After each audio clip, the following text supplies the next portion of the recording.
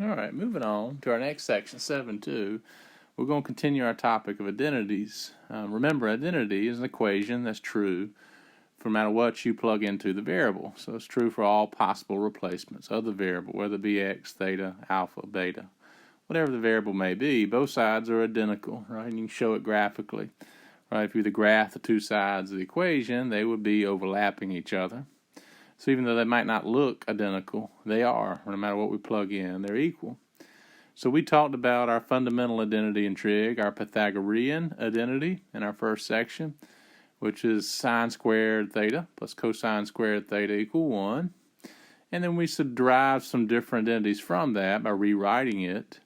So we manipulated the Pythagorean identity. We also looked at our sum and difference identities towards the end of our first section, which we're going to take and lead it into this next section. We're going to use what we learned from sum and difference identities in talking about our double angle and half angle identities. So let's start with the double angle identities. So let's first look at the double angle identity for sine. So double angle identity for sine says find the sine of 2 times x. So our angle measure being x. We're going to double that. So let's go back to first, let's recall the sum identity for sine. So sine of u plus v, right? So sine of angles u and v, as we add those together, is equal to the sine of u times the cosine of v. So sine of angle u times cosine of angle v, plus cosine of angle u times sine of angle v. So given that, we can take the sine of 2x, right, and rewrite it as the sine of x plus x, and use our sum identity to prove this double angle identity. So sine of x plus x is equal to the sine of x times the cosine of x, right? Sine of the first angle times the cosine of the second angle, plus cosine of the first angle times sine of the second angle, which if you look at them, these are both like terms. These are two sine x, cosine x terms. So as we add those together, we get what? 2 sine x, cosine x. Well, there's your double angle identity for sine. Sine of 2x is equal to 2 sine x, cosine x. I'm taking the double angle identity for cosine. Let's go ahead and look at where it comes from. Let's recall the sum identity for cosine. So we go back to our previous section.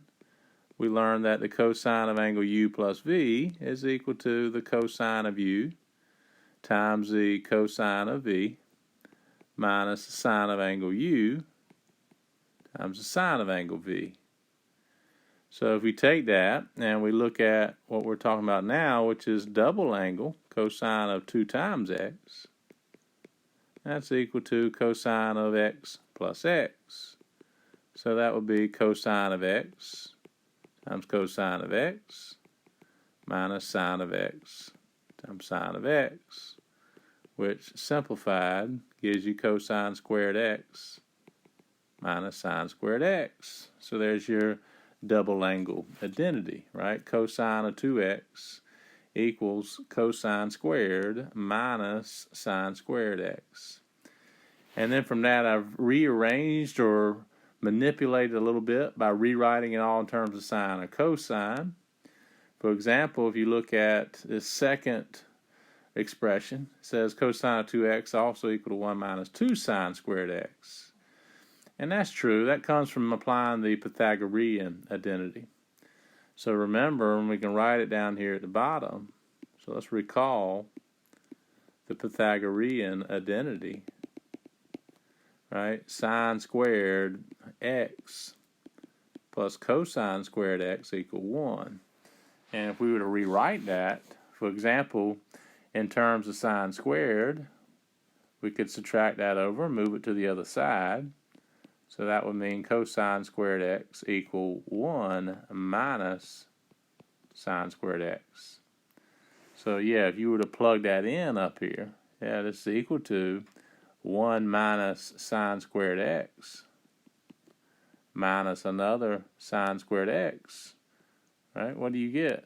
You get negative 2 sine squared x. Or we know that's equal to 1 minus cosine squared x from the double angle identity. And if you subtract that, you're going to get 2 cosine squared x minus 1. So these are manipulated from using the Pythagorean identity, right? So again, either way, you could solve for cosine squared or sine squared and rewrite it. So just keep that in mind. You can use these identities that we've already talked about to help us manipulate or rewrite the different identities we're establishing. Moving on, let's go to the double angle for tangent. So with tangent, all right, we're looking at tan of x plus x. So if you want to prove it, you could. So let's recall. Let's go back to our first section. All right, tan of u plus v equal the tan of u plus the tan of v divided by 1 minus tan u times tan v. So if you're looking at double angle, so if you take tan of 2x, for example, that's equal to the tangent of x plus x, which would equal the tan of x plus the tan of x divided by 1 minus the tan of x times tan of x, which simplifies to what? 2 tan x in the numerator, like terms, 1 minus tan squared x in the denominator. So again, here's your proof, right? You want to prove it. So again, making a proof for these identities using the sum and difference. So just want to recall that. So that's double angle identities. Let's use them. So where are we going to be using these identities? Let's look at some examples. It says in these next couple problems, here's some problems from our book. Find the exact value of sine of 2 theta, cosine 2 theta, and tan 2 theta, and then which quadrant 2 theta lies in. So let's think about cosine 10, or number 10 here. Let's start with 10. So cosine theta is a value of 5/13, and theta is in quad 1. Okay? So if you wanted, you could use a right triangle. Since it's quad 1, we could go ahead and establish with right triangles. Let's go ahead and do that. So cosine theta is 5/13. Theta is a quad 1 angle. All right, so I'm going to use right triangle trig on this one. So I'm going to review a little bit, back to our first chapter. We know from that, in a right triangle, we've got 2 acute angles. I'll let that be theta. We know that cosine in a right triangle is adjacent over the hypotenuse. So we're looking at legs here of 5 and 13, or a leg here adjacent of 5, and then the hypotenuse, the side opposite 90-degree angle, the longest side 13. So we would need to find the opposite side of theta, right? So what's the opposite side equal? Let's find it. So let's find that. I'll call it y. So let's find y. So as we do that, I'm going to use the Pythagorean theorem. So we know the relationship of the 3 sides. We know that square of the hypotenuse, 13 squared, equal the sum of the squares of the 2 legs. So 5 squared with y squared. 13 squared is 169. 5 squared is 25. Let's solve for y.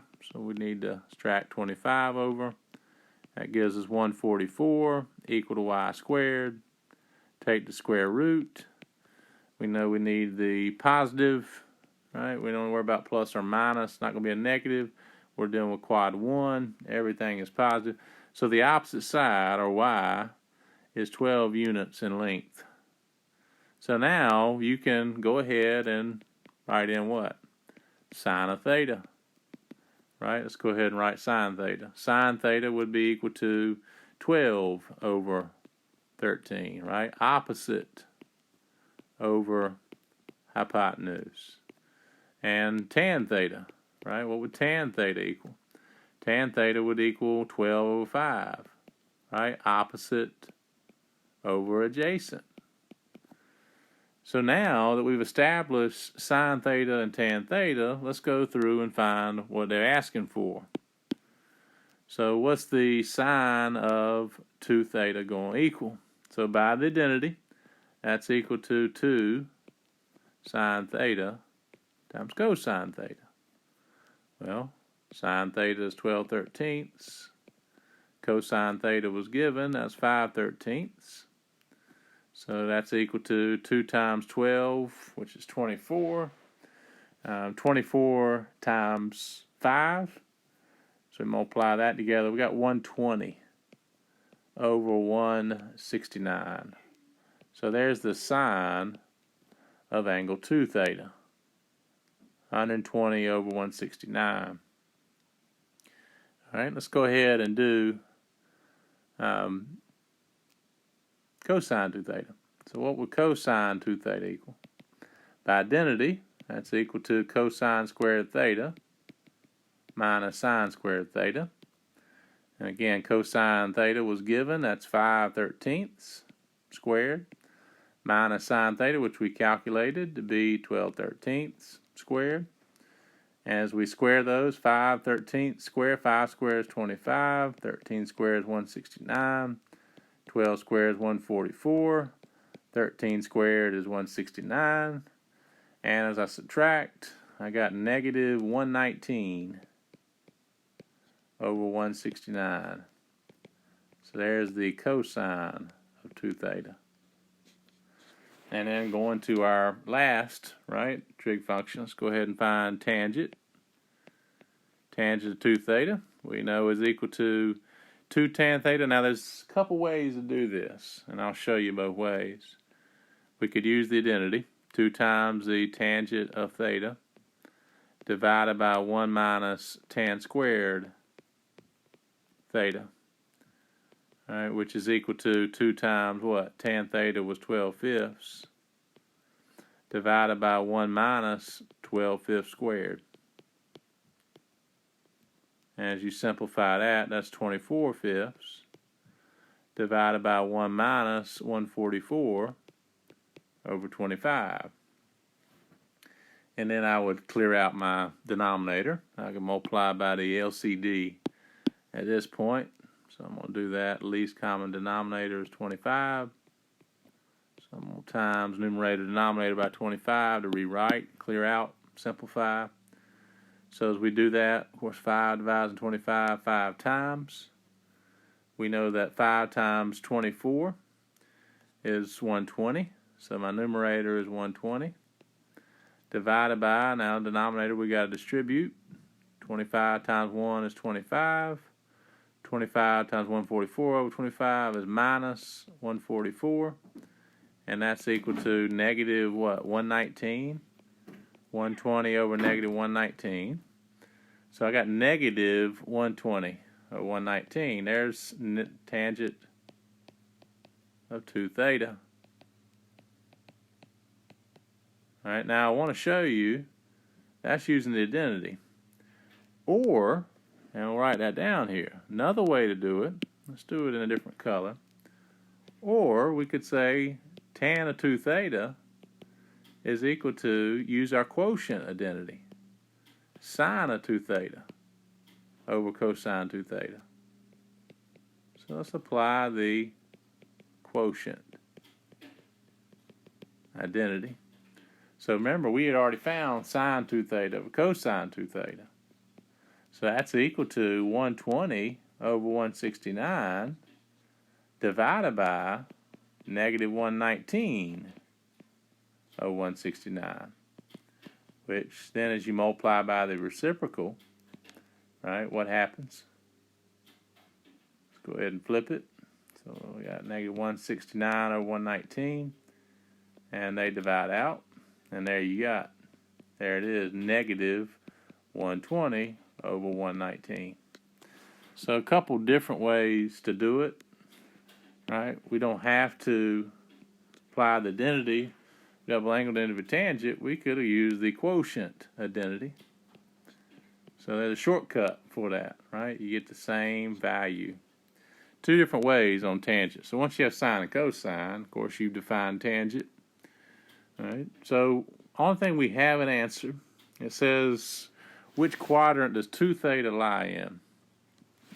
Well, with sine of 2 theta being positive, let's make that note. Cosine 2 theta is negative, and tan 2 theta is negative. Well, with that, we know 2 theta. 2 theta must lie in what? If sine is positive and cosine and tangent are negative, it must lie in quadrant 2.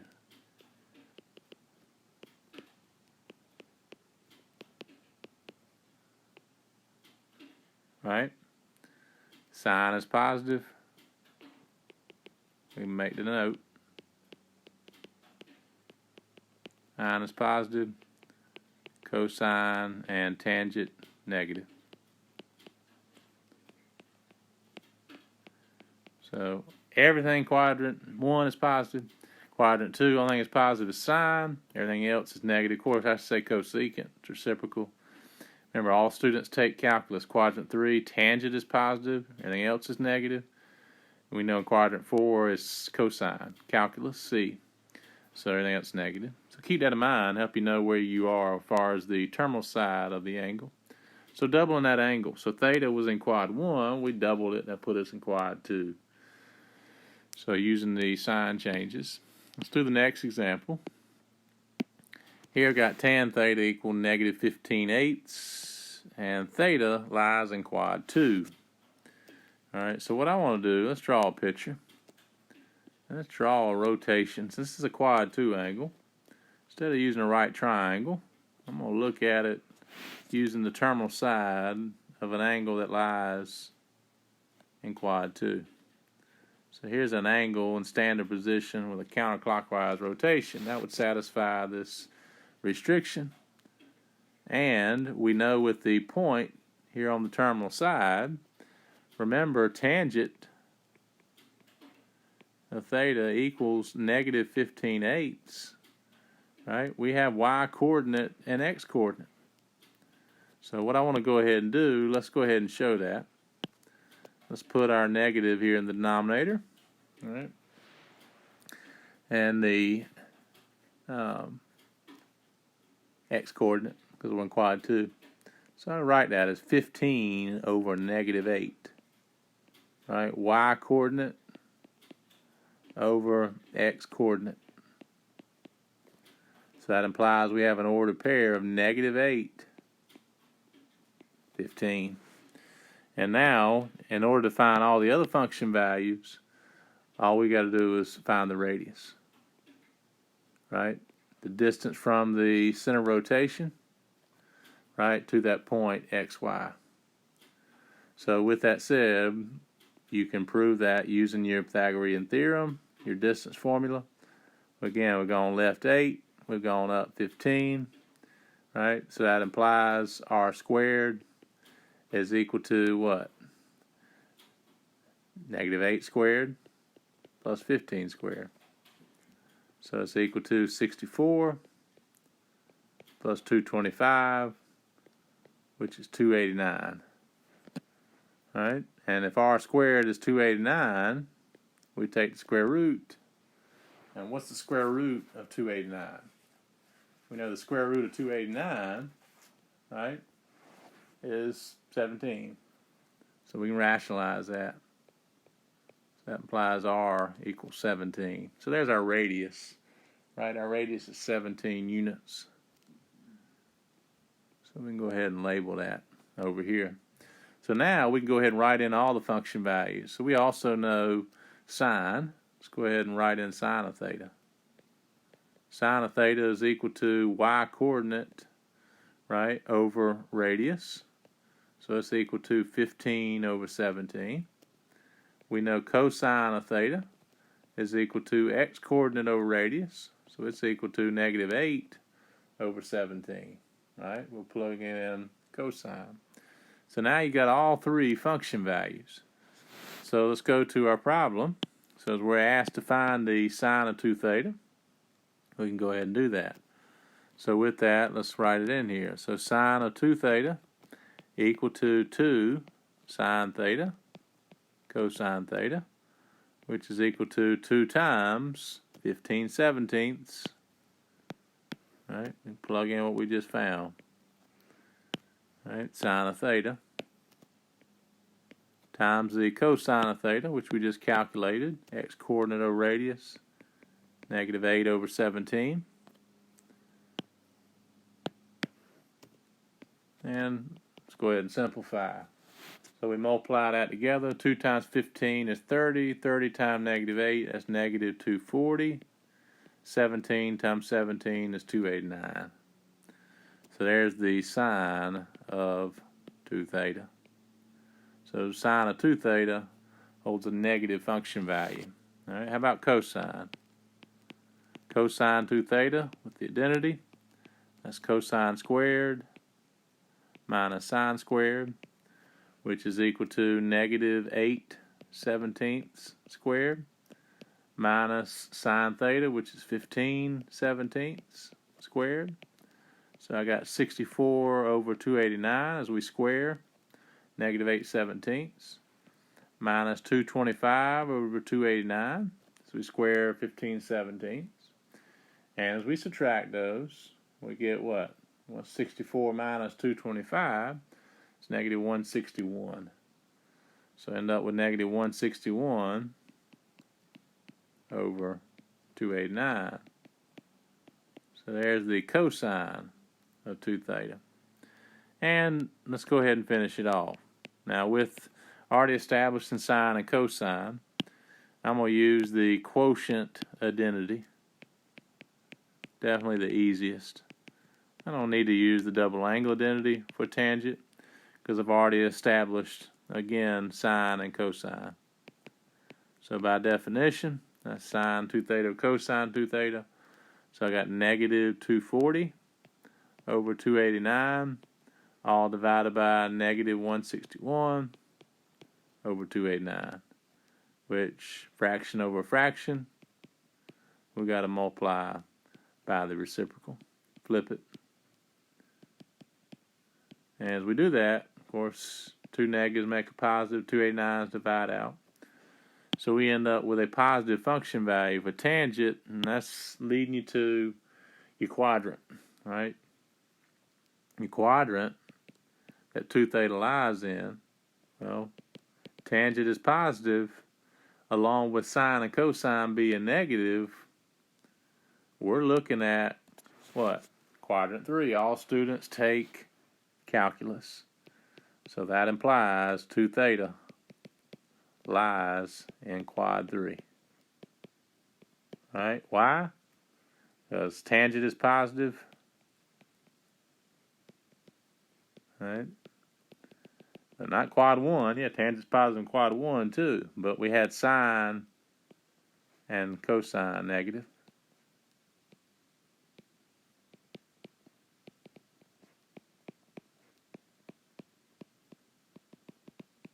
Right? So again, that leads you to your sine changes. All right. So again, that's double angle identities. So looking at double angles. Moving on, let's go to half angle. So we've talked about our double angle identities. How about our half angle identities? It says creating the identity for sine of 1/2 of x. So angle x, take a half of angle x. It says recall the double angle identity for cosine, which is cosine of 2x equals cosine squared minus sine squared, or if you use Pythagorean theorem, write it in terms of sine, it's equal to 1 minus 2 sine squared x. So I'm going to use that manipulation of the double angle identity for cosine.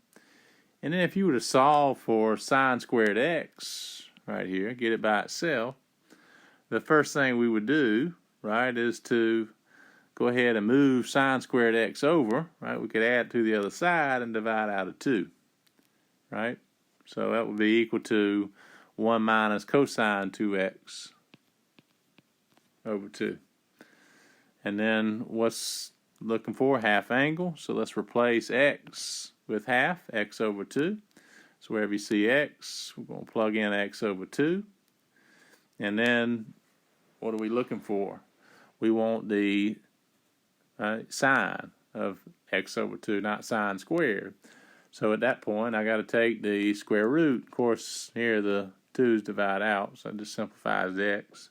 But taking the square root of both sides, and we do have to remember it can be positive and negative with even roots, you get your identity. Plus or minus square root of 1 minus cosine x over 2. So there's a little proof, right? Writing out a proof here for our half angle identity for sine. Now, you can do the same thing with cosine, but half angle identity for cosine, cosine of x over 2, 1/2 of x equal to plus or minus square root of 1 plus cosine x over 2. And tangent, which you could prove with sine over cosine. If you divide those two, you get square root of 1 minus cosine x over 1 plus cosine x. And then if you rationalize the roots, that equals sine x over 1 plus cosine x. So rationalize numerator and denominator. Numerator, and that's right here. And then denominator in this one. So that's where you get these two here. So again, that's our half angles. Let's use them. So here's some good problems. These are some problems we actually did back in chapter 6. But in chapter 6, we had to break out our calculator and give an approximation. Now I want you to find these function values without your calculator, using your special angles along with the half angle identity that we've introduced. So with that said, tangent is 67.5 degrees. Rewrite that as a half. All right, that's where I want you to go first. Create a half angle. All right, so that's going to be our first step. So create the corresponding half angle. So to do that, all we got to do is double the given angle. So that's going to be 2 times 67.5 degrees divided by 2. Double it and divide by 2. Right? It's still 67.5, but that equals what? 2 times 67.5 is 135 degrees. Yeah, 135 degrees divided by 2 is equal to 67.5 degrees. So we can create it. We double it and divide by 2. So with that, all right, that implies, let's go ahead and introduce the identity. The tangent of 67.5 degrees is equal to the tangent of 135 degrees divided by 2. Half angle. All right, so now let's use identity. So what is the half angle identity for tangent? So we got our half angle identities right here on the previous page. Tangent of x, I'm going to go right here. All right, here's my identity. 1 minus cosine x over sine x. So we can write that down here beneath it. Half angle identity for tangent. All right, which again reads what? Tangent of x over 2 equal 1 minus cosine x. I'm going to use the rationalized form with the numerator over sine x. So we're going to use that. So again, here's x, so to speak. So here's my x. So that's equal to, as we apply the identity, that's equal to 1 minus the cosine of x, 1 minus the cosine of 135 degrees, all divided by the sine of 135 degrees. Okay? Now, I know exactly 135 degrees. 135 degrees, special angle, right? It's our 45-degree angle in what? Quadrant 2. Reference angle's 180 minus 135 is 45. Reference angle's 45.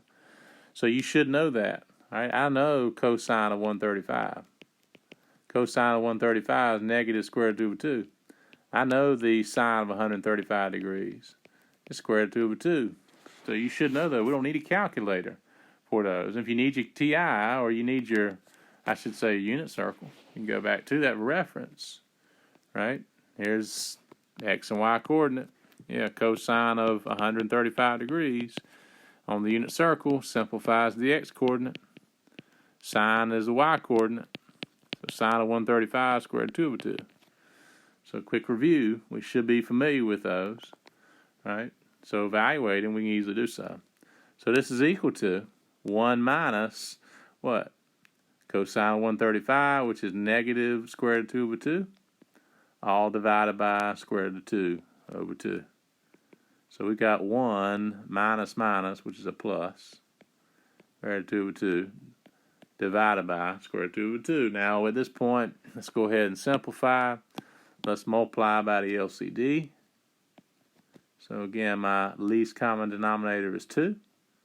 So I'm going to clear out my fractions. Right? We can make that note. Clear fractions. So as we times that by 2, let's go ahead and do it together. I got to distribute. All right, so that's equal to what? We distribute the 2 through. 2 times 1 is 2. 2 times square root of 2 over 2. The 2's divide out, and I get square root of 2. And denominator, 2's divide out, and I get square root of 2. So in the end, I get 2 plus square root of 2 over the square root of 2. And if you wanted to rationalize that, you could.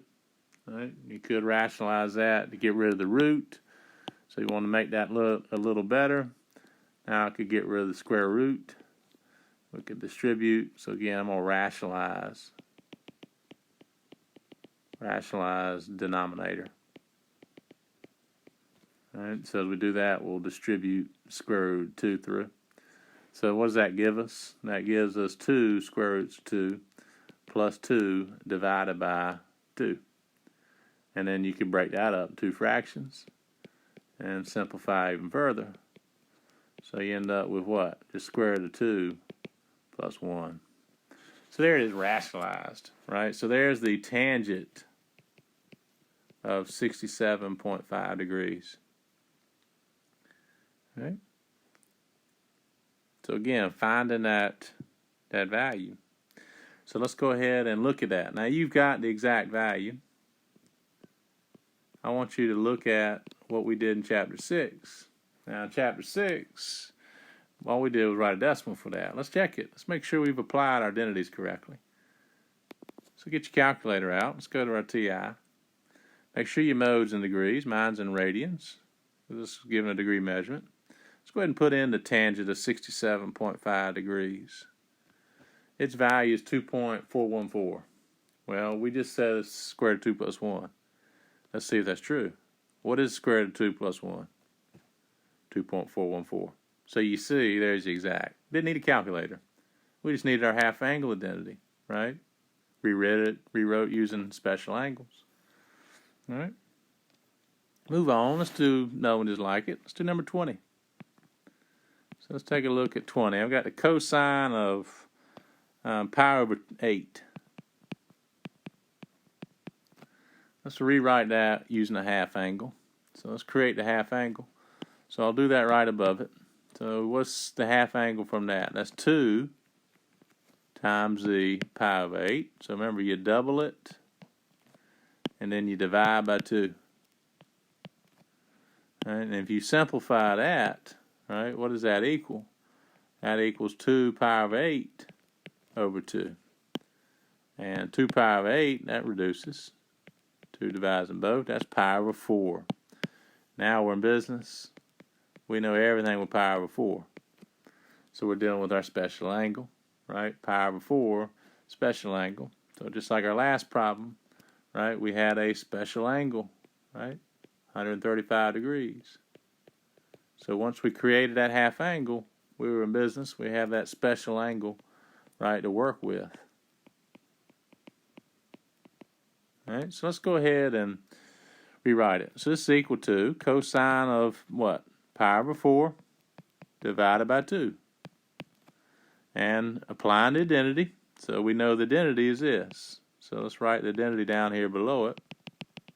Cosine of x over 2 is equal to plus or minus the square root of 1 plus cosine x divided by 2, right?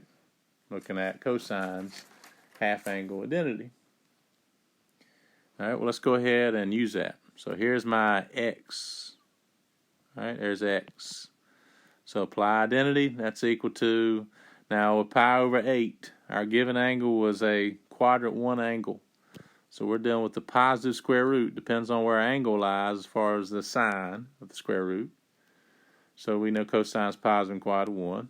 But we got 1 plus the cosine of pi over 4, all divided by 2. And what is the cosine of pi over 4? We can go down here and write it. Cosine of pi over 4 is square root of 2 over 2. So as we simplify, I've got 1 plus square root of 2 over 2, all divided by 2. So let's go ahead and clear fraction. So again, plugging in my value. As we clear out the fraction, we'll go ahead and multiply by the LCD. Let's go ahead and distribute that, make this look better. So we simplify down, end up with the square root. Well, 2 times 1 is 2. Square root of 2 over 2 times 2 is square root of 2. 2 times 2 is 4. Let's rationalize the denominator. We got the square root of 2 plus square root of 2 over the square root of 4, which is equal to the square root of 2 plus square root of 2 over 2. Square root of 4, perfect square. But there it is, there's the cosine of pi over 8. There's its function value. Right, and then you can do the same thing with problem number 22. And what we'll do is we'll do that a little later. We'll take a break. We'll start back with 22 as we continue on with our lecture.